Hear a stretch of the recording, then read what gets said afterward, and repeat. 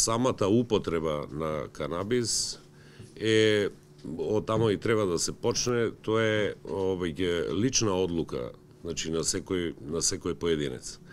И тука јас лично немам дилеми, бидејќи во минатото и тутунот, односно цигарите, па и алкохолот се сметало некогаш се сметало како видна дрога, па е денеска достапно, иако сите ги знаеме последиците и зборам за штетните последици, значи и на тутунот и на дрогата.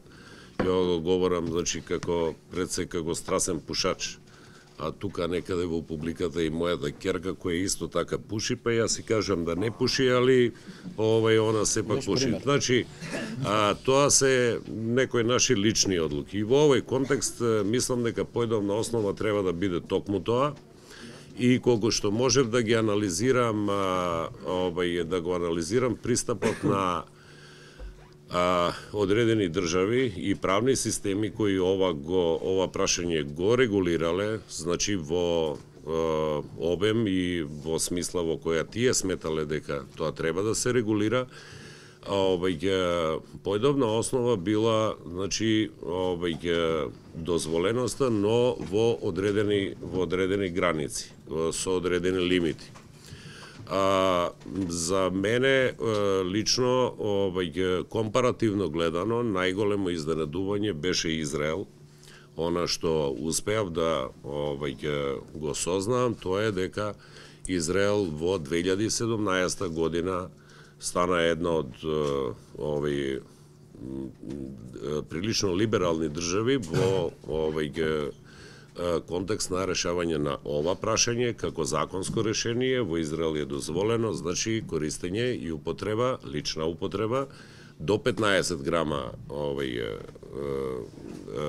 канабис, односно марихуана, и предвидена е прекршачна санкција само за употреба на јавно место. Значи, употреба на јавно место на овој вид на дрога не е дозволено, ниту е дозволено, значи, производство или продажба.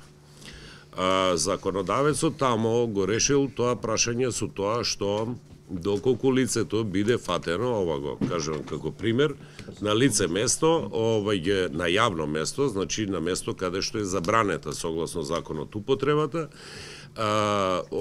се казнува во нивни пари, преведено во евра, 225 евра, доколку истото лице повторно биде затечено дека употребува, односно користи ваков вид дрога на јавно место, казната е двојна, значи 2 пати по 225 евра, доколку и трет пат биде затечено дека користи дрогата на јавно место, казната е двојна, 2 пати по 225 евра, но со решение, односно одлука за последна опомена. И она што е најбитно, доколку четврти пат биде истото лице, значи фатено да конзумира дрога на јавно место, тогаш важат одредбите од кривичниот законник.